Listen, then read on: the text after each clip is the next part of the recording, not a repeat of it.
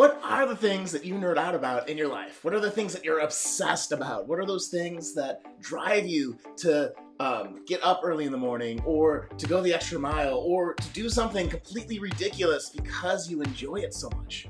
Today on Start Your Week with the Coach, we are going to be talking about this is the second video in the series, the first of the 5 C's, which is connect with your interests. And why is that so important? We'll get to that here in a second.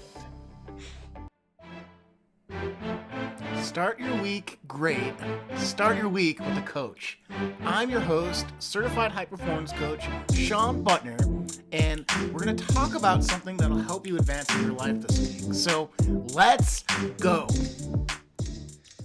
When we connect with our interests, it's what I like to call a wellspring activity. It fills up our energy to be more resilient, to feel more excited about life, to feel that sense of joy, to be present, to feel progress, to grow. And a lot of times, especially in my life, and I'll share that with you folks today, it's led to places where I never thought it would. So, for example, growing up, I had always been obsessed with computers and technology and video games and all that kind of stuff. So I would always just be around technology, trying to figure it out for fun, right? It just fascinated me. So when my grandmother gave us her old word processor when I was in, I think, probably like 4th grade, I spent all my time trying to put games on it, trying to mess around with it, just try to learn about it. And that was that, right? So I've always had that kind of interest in computers. And so fast forward, in high school, I take, I think, 1 semester of computer programming. And fast forward through college, I go to business school, get my graduate degree through business school, take another programming class in Java. And my first job after all that schooling was as a software engineer. And I never would have guessed that just wanting to be around computers and goofing off would have led to what is now a 14-year career as a software engineer before I went full-time into being a coach. So, which is another interest that I had. So as I'm, going through the early phases of my tech career and just learning and really becoming a professional at it, switching it from that interest and hobby into a job, which isn't always the best thing, kind of took some of the joy out of it, especially being on tight deadlines.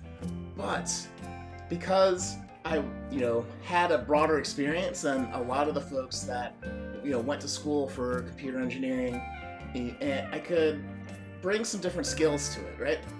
And so in my first career, a lot of how I was effective and a lot of the value I added was noticing group dynamics, facilitating meetings, pulling requirements out of people, making sure everyone felt like they had a voice at the table when we were talking about things. And so that led to some initial success with the skills that weren't necessarily related to, the actual job of coding, right? It's a lot of those soft skills. So, and then I realized as I'm going on there that I really love mentoring people, right? I like having one-on-one conversations that are really super deep with people on, what do you want in life? What's going on? Who do you think was the most quiet in that meeting the other day? Or who do you think, didn't let anybody else speak, And so as we thought, or as, we thought through this, I had an opportunity to get certified as a high performance coach, right? So at this point, I had left my first job at Walmart. I had started my second main gig at Apple as a software engineer. And I'm like, I want to get into management. I think, having some extra coaching skills is really going to help me. I kind of like that, those one-on-one conversations. It's something that I had, talking with my best friend from like kindergarten, in middle school and high school. At night, we'd walk around on these golf courses and just talk about life, girls, what we wanted to do with their lives, what was in store for us.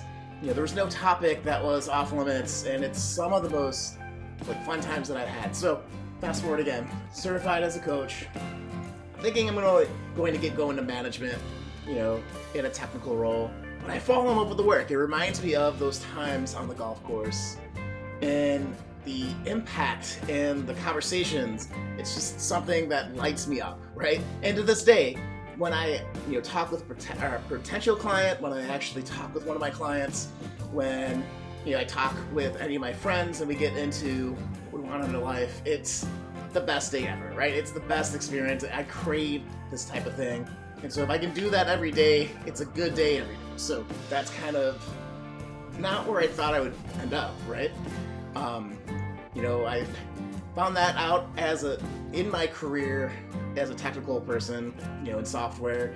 I got into software after business school because I was just interested in computers. I went to business school because I thought it'd be, kind of a bunch of different skills that would transfer because I didn't know what I wanted to do. But looking back, all of those interests, all of those decisions have brought me here to where I feel very fulfilled, to where I feel very successful, to where I wake up and I'm really excited every day to do videos like this, to meet my clients, to spend time with my wife, to hang out with friends, all that kind of stuff.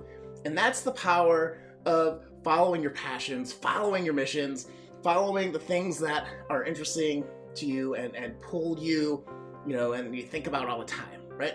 And so that's why it's super important to cultivate hobbies, to cultivate these passions, because a lot of times it's like an onion. You peel back one layer, you get a layer deeper, and you realize something a little bit more closer to what you really want. And as a certified high performance coach, people a lot of times come to me to figure out clarity. You're like, I want to do something bigger with my life, but I don't know what that is, or I think it might be this, but I'm not sure, or I'm afraid to take that first step.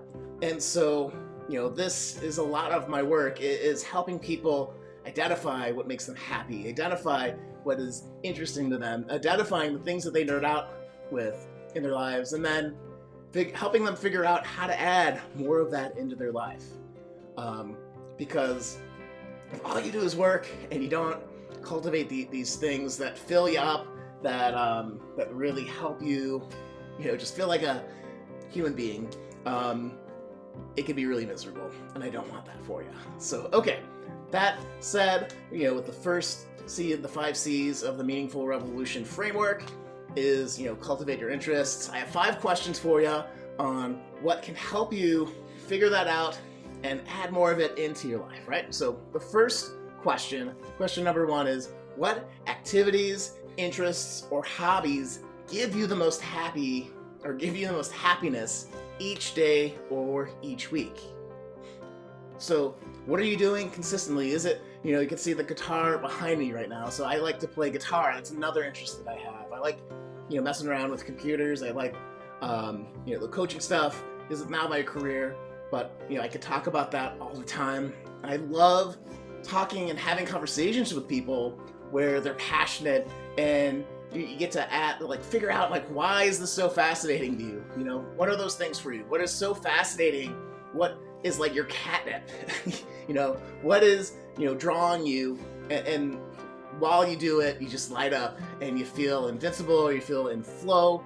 And it really helps you. It's such an important thing to at least know that or connect to that pretty regularly, right?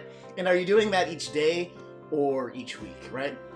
So whatever works for your schedule, of course. But if we can get you doing it every day, you are going to feel happier, more confident, and just more zestful with life, right? And that's a good thing. Okay. Second question is, what are those activities that really light you up, and how are they planned into your day, right? And I say planned because I know, at least for me, and I've resisted this pretty heartily, right?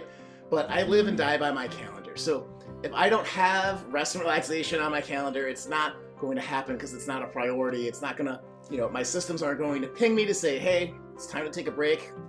And so that's super important. So, every morning I try to do at least 30 minutes of just goofing off on the guitar because I like music, I like playing music, I like performing music.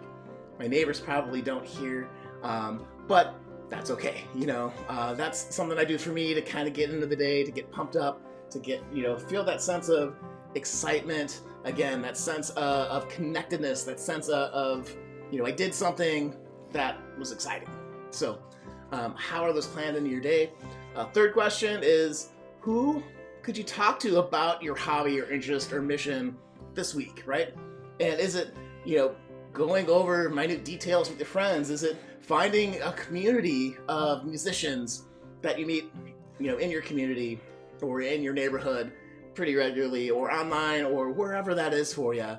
Who are you talking with about these types of things regularly? Because it's one thing to have an interest, but if you're not sharing it with people, if you don't feel like you're in community, you're helping, people figure it out or figure out the next level for them because you are a little bit further ahead on the path, you have that sense of progress. And I remember when I started to first brew beer and it tasted like garbage, but then, I've been doing it for 3 years, and then I, went to the supply store where you get all the grains. There's somebody starting out just like I was, and I gave them some advice to help them have a better quality, beer crafting experiment or whatever, just off the top of my head, so that they're not, so you can share that knowledge and that sense of joy that you get from that activity. So really think, who are you regularly talking to about your hobbies or interests and missions every week? And are they sick of you? Which is kind of funny, but maybe, getting more people and growing that community can really help you feel that sense of connectedness. And that's the reason for that particular question. Maybe another way to look at it too is the fourth question here is, what is something you'd love to do consistently for the next 2 years?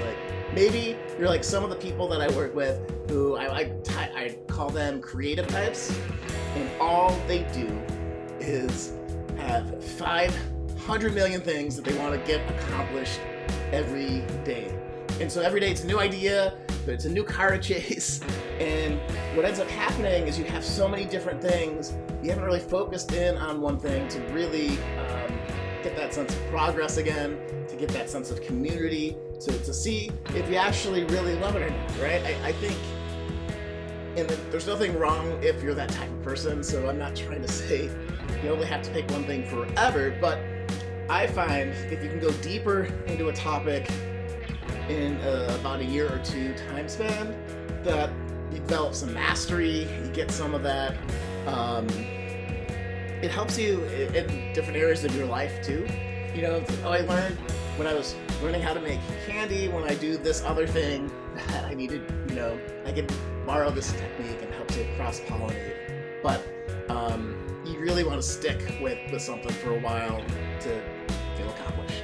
Okay, fifth question for you is, what keeps you from working on your hobbies, interests, or missions even more?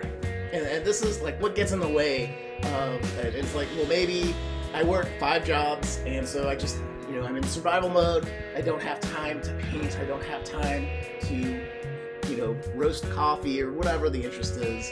And so that's something to note. Or it's every time I get started, I don't have a space where I can set up my little workstation to make furniture, or, so I maybe need to get a space. Or this is really important because so many times we don't realize we have a lot more agency and control over what we do and what's going on.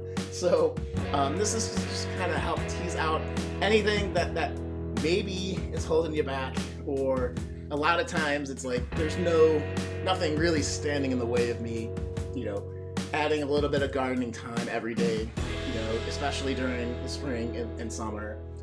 So that can really help get you back in the game, get you connected into, what really lights you up. So, following your interests brings a lot of fun, a lot of spice, a lot of interest and interesting things into your life. You never know where it's going to lead you. Like Steve Jobs once famously said at the Stanford commencement speech, it's while you're living your life, you can't see how everything's connected, but when you look back, you can connect the dots. So, and just like I shared in my story, it was, talking with my friend in junior high and high school on the golf course, interest in computers, figuring out coaching. I didn't really connect the dots that I love talking one-on-one with people, that technology can really help fuel a career as I try to figure out more of how I wanted to leave a legacy. And it's the same with you. How are the things in your life helping you create the legacy that you want to leave? So go out there, guys, nerd out. If you have an interest, please share it below this video or send me an email so we can cheer you on. I'd love to help build and connect with the community in that way. So next week we are talking about the second C of meaning, which is a commitment to action. I know you guys are gonna really love it. I'm really super stoked to be doing this series for you guys. Also, either on the blog or below this video on YouTube, you'll have a link to the series. So if you want to see all the videos together, that's a way to do that. But until then, guys, see you guys next week. Take care, and this is Sean Butner signing off.